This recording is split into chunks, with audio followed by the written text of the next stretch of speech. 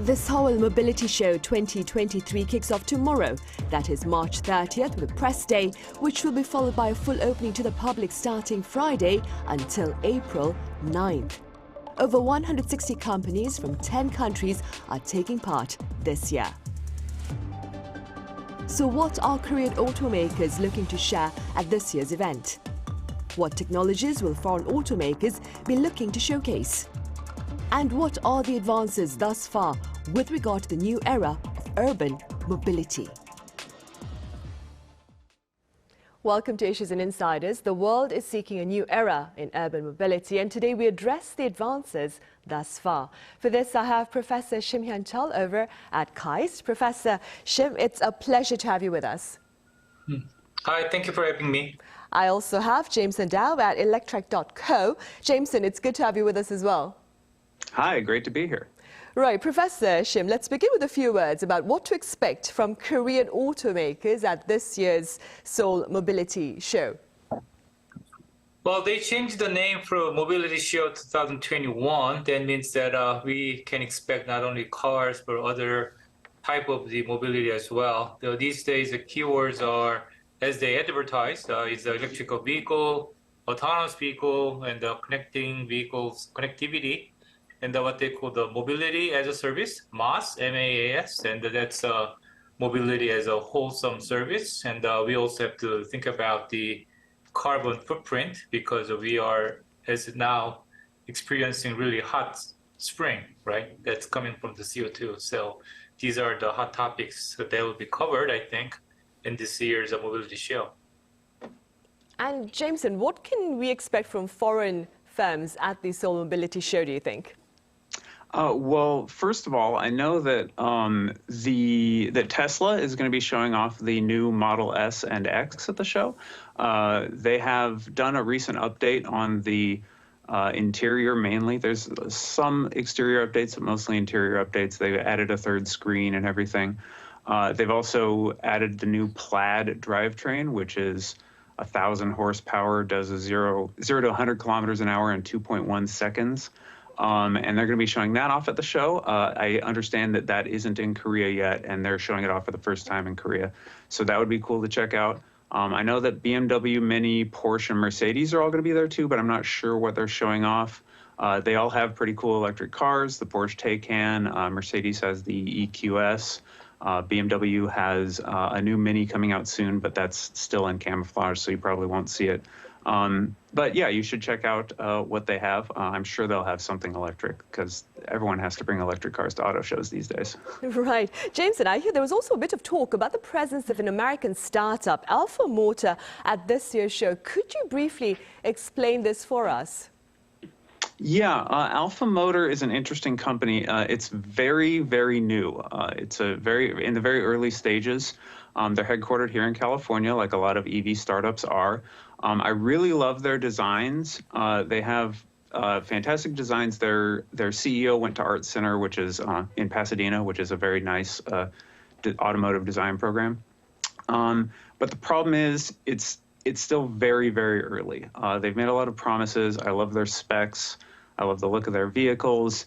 But I've seen so many EV startups come and go over the years that even though I really like what they've shown so far, there's the question of how much funding they're going to be able to get. They're trying to crowdfund, which, you know, you can't really make $100 million on crowdfunding, and that's what it takes to bring a car to market. So I would say that people should definitely go check them out. It looks like they're going to have a cool booth.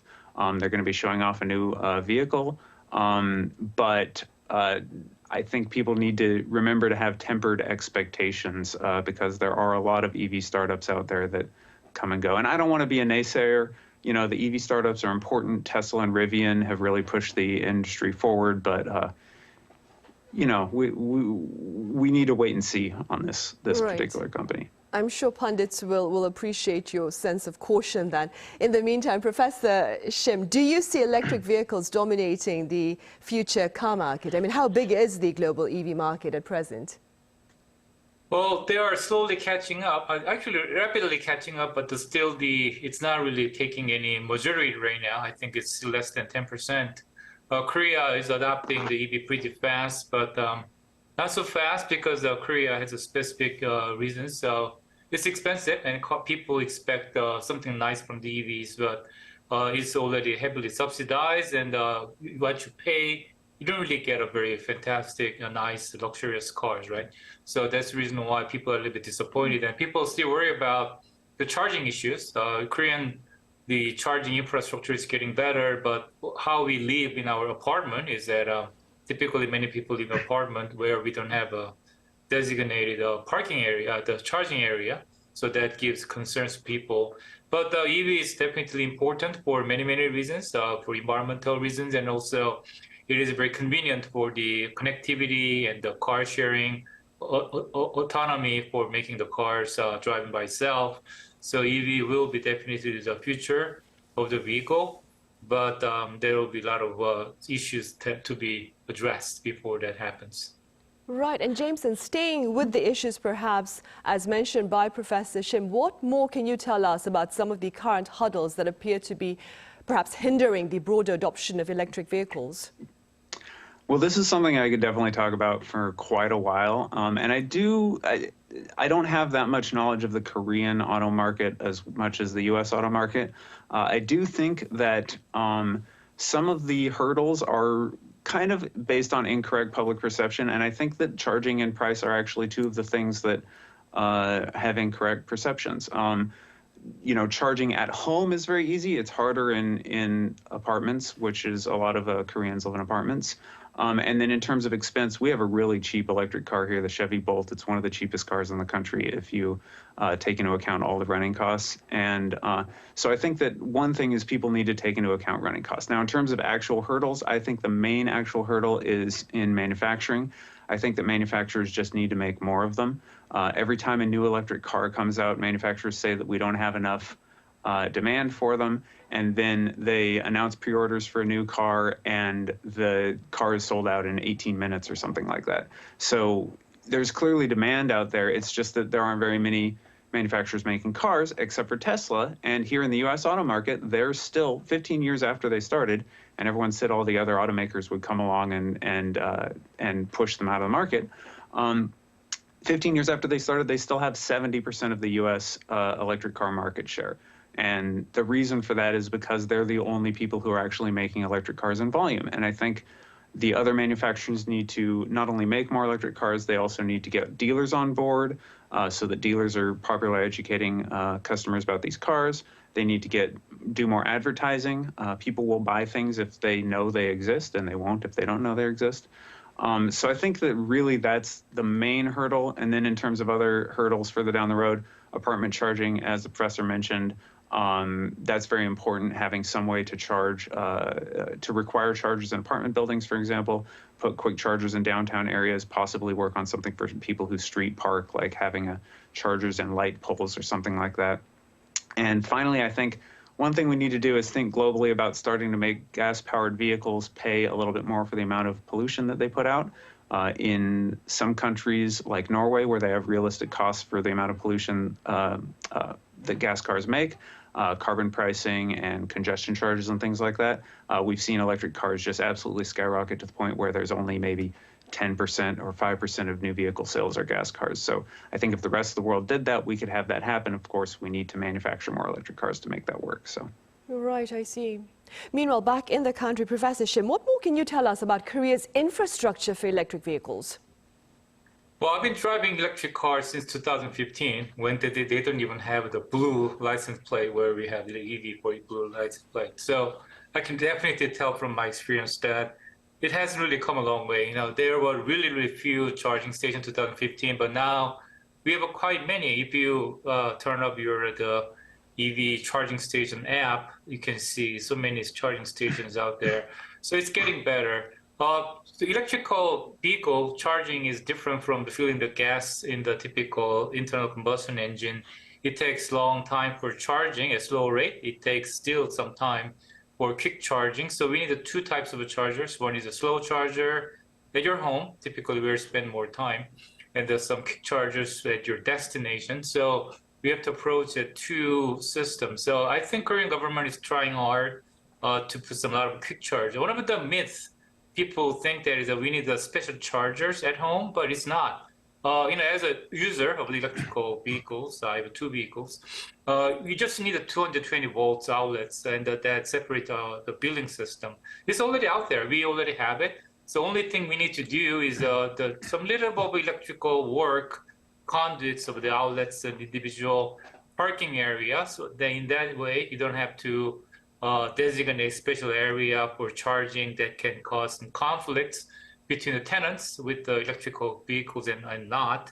So I think that kind of the charging system, the people, I guess, need to be smart. There's only people who wants to get something out of this charging, the construction work, but we need a very cheap charging way of 220 volt and the special charging, fast charging system as they do right now. I think that's what I need, what I hope as an electrical vehicle driver. Right, I see. And staying with charging, Jameson, there have been reports this week about Hyundai Motor having developed a robot for hands-free e-charging. Could you explain this technology for us, including its relevance? Yeah, I think it's really interesting. A lot of people have been working on this for a while. Some other companies have shown off similar ideas. Tesla had a robot snake charger many years ago that they showed off, and I think GM showed a sample robot charger too. But I tend to think that this is a bit of an overcomplication, like maybe we have a solution in search of a problem. There are some situations where this would be useful. Parking complexes, perhaps, where you haven't wired up the entire complex with chargers, and you could have a roaming charger go around and plug into cars as they need it.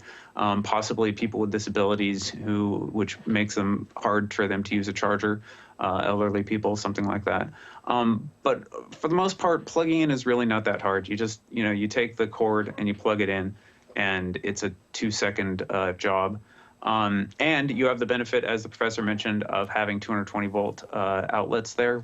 We in America only have 120 volt outlets, so it's a little bit harder. We have slower charging in everyone's house. But I think these charging bots will be interesting for niche applications like that, but probably won't reach too much of a wide adoption because plugging in is really not that hard.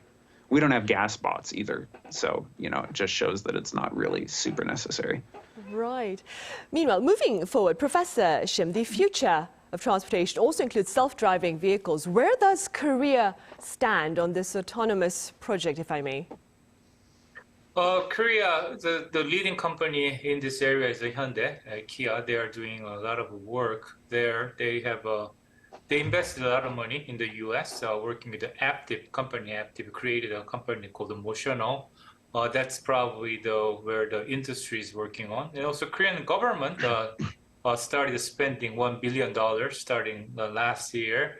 That includes a lot of the government subsidized institutes and universities, companies. They are working together for a big goal, accident-free, zero accident, autonomous driving by 2027. So there are a lot of works going on, but these days people slowly talk about the difficulty of really having a completely autonomous cars because there are so many things just going on the road. So people are taking a little bit of a different approach of having a driver assisting autonomous driving, which is getting better and better, but still then needs people behind the wheels. And also some special designated area.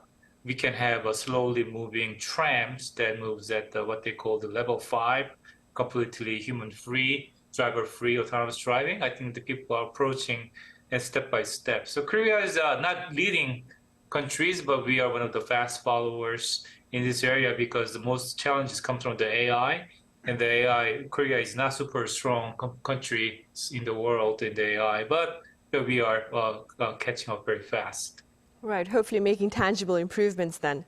Jameson, broadly speaking, how far is the world from witnessing self-driving vehicles on the roads in relative numbers?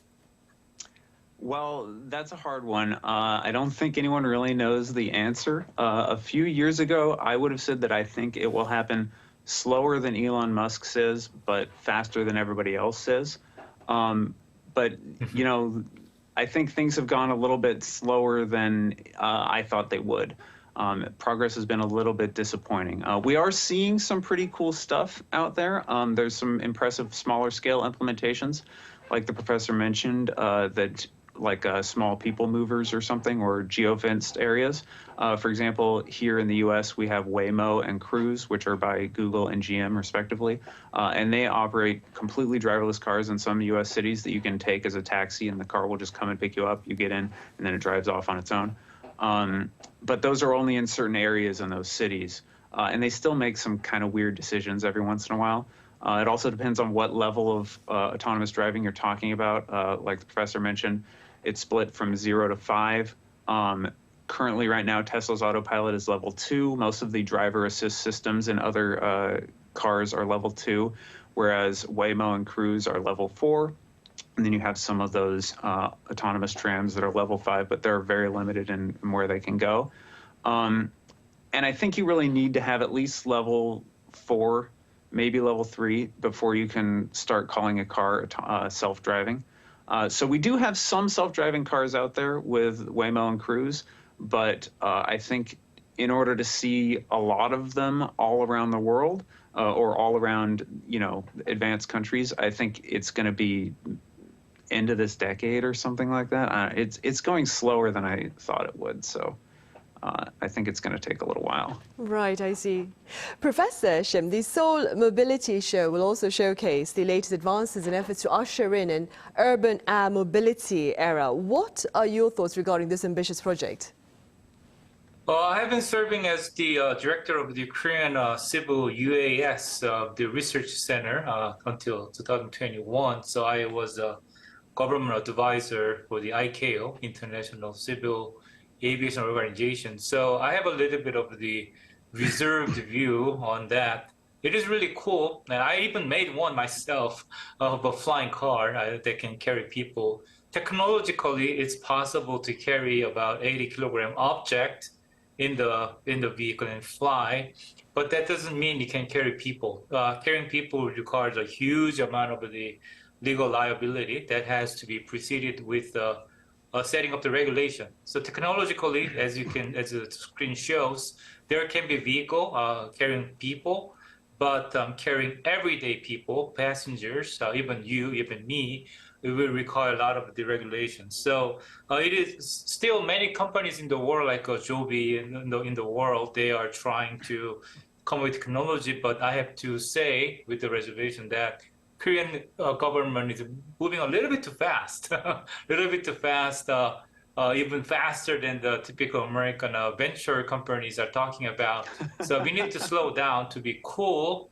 It is nice to be a cheerleader on these kind of technologies, but a government should be the regulator, not the motivator, agitator. So, but technology is getting there, but also we have to think about how much energy it is consuming, and also how effective that really will be, because to alleviate the current traffic congestion, we need to have quite many of these vehicles flying in any given area. But flying means there's a huge amount of the liability going on.